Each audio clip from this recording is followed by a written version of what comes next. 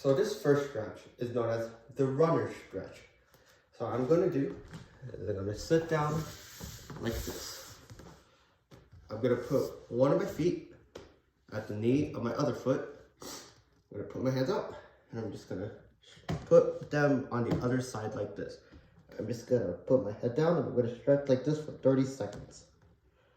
So what this does is it targets your quadratus lumborum and it creates articulation for both your hip and your lower back. You're gonna wanna breathe normally as you would, and you just hold this pose for 30 seconds. Don't forget to do this for both your legs. So eventually, you're gonna wanna switch to the other side. The second part of this stretch is known as the crisscross stretch. So like last time, I'm going to sit down. I'm going to put my feet out like this. Put one foot in. But this time, I'm going to fold the other foot so that the toes will touch the heels. I'm going to put my arms up. I'm just going to lean forward, just like that. So you're going to want to hold this for about 30 seconds.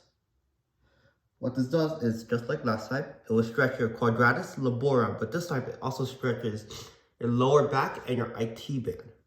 Not only that, but it's much easier to do from experience. Breathe normally. And you want to hold this pose for about 30 seconds. And it will also create, just like the other stretch, lower back and hip articulation. So this next one is for people like me who play way too many computer games or do computer stuff and tends to have wrist issues. So what I'm gonna do, I'm gonna stretch out my arm like this and making sure my shoulders are down, I'm gonna pull back. And this is known to prevent carpal tunnel. What this will do is it will increase flexivity in your wrist, and you're going to want to hold this for 30 seconds. Make sure your elbows are down and your arms are straight like this. Oops.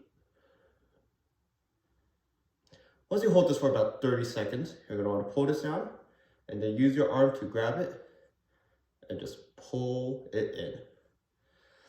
What this one will do is it will increase your wrist bending motion this way. This one will increase your wrist bending motion this way. And it overall will just keep your wrist very flexible. And it's also very useful outside of dancing. For this last stretch, it's meant to be a stretch for your deltoids and your triceps. And it's a rather infamous one in a lot of sports commercials or sports shows. So you're gonna take your arm, put it around your elbow, and stretch like this. This is known as a cross elbow to elbow stretch. But something important to do is first, you want to make sure your shoulders are down. And then next, you're going to want to actually look in a very specific direction. You're going to want to look diagonal up, right? For 30 seconds. And you also want to do this for the left side.